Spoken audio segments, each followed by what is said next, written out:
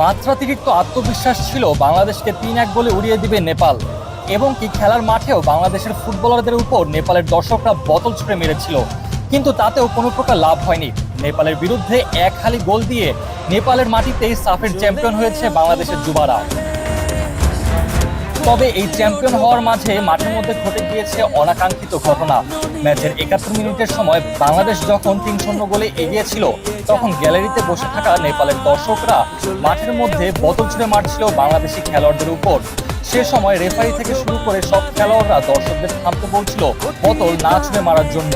নেপালের ৭ নম্বর পরিহিত এক ফুটবলারকে হলুদ কার্ড দেখানোর জন্য রেফারি এগিয়ে আসছিল, কিন্তু তখনই বাধে বিপত্তি।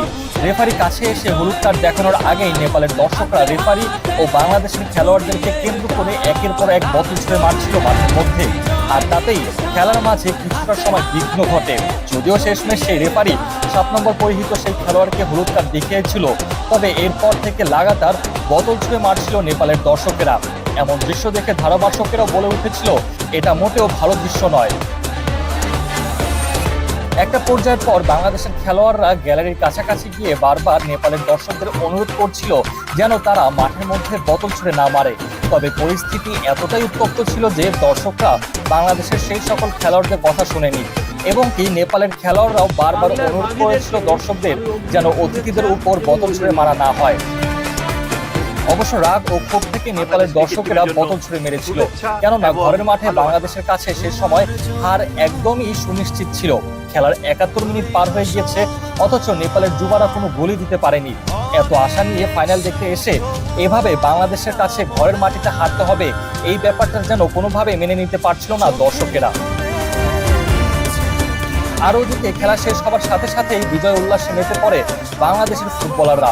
শিরোপা জেতার পর সবাই এক সারিতে বসে পড়ে উল্লাস করার জন্য, এবং কি একজনকে তো দেখাও গিয়েছিল বাংলাদেশের পতাকার উপর চুমো দিতে।